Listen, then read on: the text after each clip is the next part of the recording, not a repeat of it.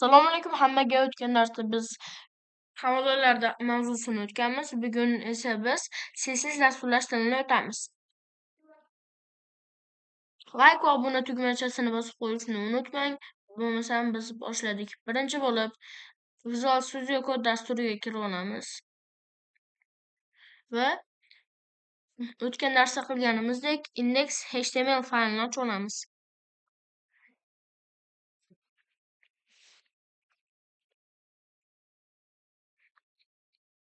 Bu darsimiz style CSS'ni ham ochib olamiz. Style deb yoziladi. Burada CSS va index.htmlga shift bilan 1 undov belgisini qo'yib turib, buni bosamiz. HTMLni CSSga ulash uchun linkdan foydalanamiz. Agar hozir link tugmasini bossangiz, nomini, CSSingizni nomini o'zingiz yozib chiqishingizga to'g'ri keladi. Bittalab. Shuning uchun mana link CSS turibdi. Buni bossak, mana bizda style turibdi. Bunda ham style bor. Shuning uchun link CSS dan foydalanamiz. Endi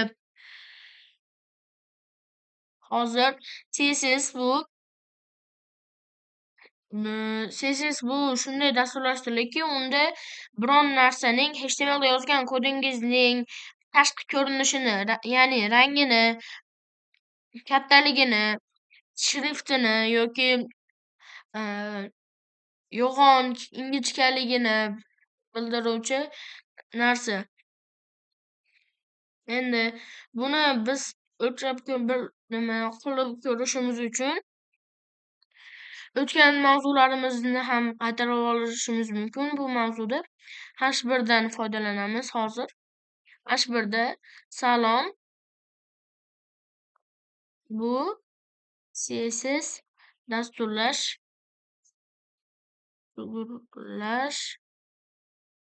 tili deb yozamiz. Endi Google'ga nima qilamiz? Index.htmlni olib Google'ga tashlab olamiz. Mana bu plus belgisiga. Mana salom, bu CSS dasturlash tili. Chiqdi. CSS ga o'tib, narigini kodi qanday bo'lsa, bunga ham xuddi shu kodni yozasiz. H1 endi ichiga rangini yozishimiz uchun, rangini bildirishimiz uchun colordan foydalanamiz. Colorga xohlagan rangingizni yozasiz. Mana bu yerda tayyor ranglar turibdi. Xohlasangiz bundan ham foydalanishingiz mumkin. Albatta bu ingliz tilida bo'ladi. Shuning uchun mana green deb yozib olaman. Va mishkani strelkasini bu yerga olib borsak, uni rangini o'zgartirishimiz mumkin bo'lgan narsa chiqadi. Mana buni tepaga olib borsak, och bo'ldi. Shunday qilib o'zgartiramiz. Endi hozir ko'ramiz, o'zgardimi? Va mana o'zgardi. Yozuvimizni shriftini boshqacha qilishimiz uchun font family degan koddan foydalanamiz. Font familyga shriftning nomini yozasiz. Masalan, monospace. Bunga kursiv yoki boshqa Arial har xil shriftlar bo'ladi. Xohlaganingizni tanlaysiz. Men monospace tanladim. Endi alt tab qilib o'zgartirsak, mana yozuv o'zgardi. Endi bu yerga o'tib yozuvimizni katta kichikligini bildirishimiz uchun font size dan foydalanamiz. Endi bunga 50 pikseldan katta piksellarni berasiz. Masalan, 60 piksel. Oldingi holi bunday edi. Endi bitta yangilab olsak, mana ancha kattayadi. HTMLga o'tib, yana bitta yozamiz. Masalan, A'da o'tganmiz. Endi bu yerga havola yozmasdan o'zini yozib ko'ramiz.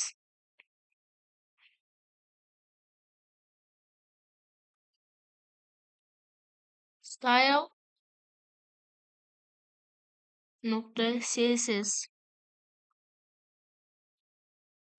Endi bu yerga o'tsak, mana tagida kichkina bo'lib style.css turadi.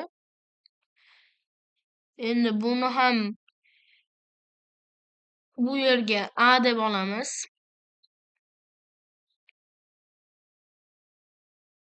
Va gulli qavs ochib olamiz. Buni ham color bersangiz bo'ladi.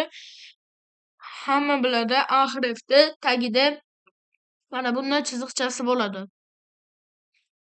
Mana bunday chiziqcha bo'ladi.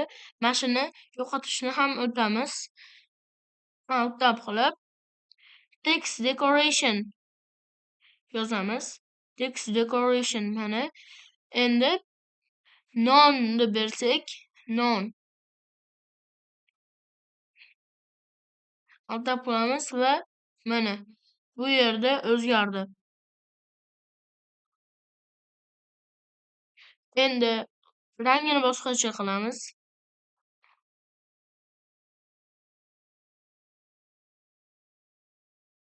Rangini qora qildik. Endi yangilab qarasak, mana qora bo'ldi rangi. Ko'kida qora bo'ldi. Bunga ham font size berishingiz mumkin.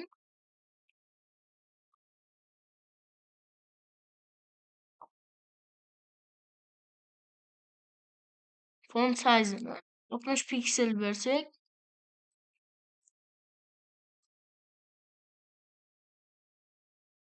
yangilasak, mana bu ham o'zgardi.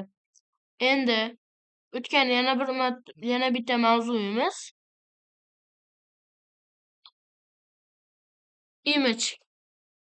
Hozir biz rasm olib kelib tashlashimiz kerak. Image qo'yamiz. Rasmni olamiz. Tomda xohlagan rasmingizni qo'ysangiz bo'ladi.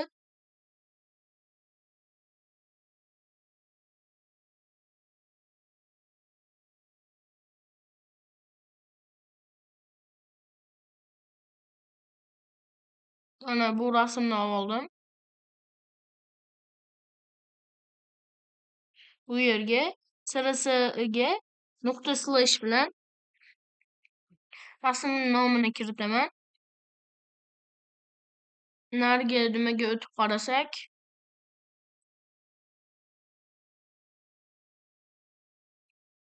mana tagida rasm ham chiqdi. Bu o'ta katta bo'lib ketdi. Endi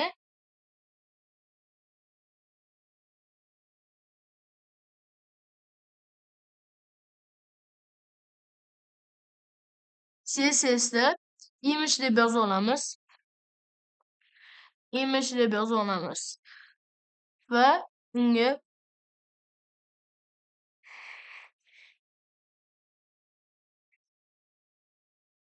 image'ga width beramiz. Width'dan foydalanamiz va unga xohlagan pikselimizni beramiz. Masalan, 300 piksel olib qolasak, mana o'ta kichkina bo'ldi. Va hamma narsaga orqasiga soya qo'yishsa bo'ladi. Yozuvlarga text shadow bo'ladi. Mana text shadow.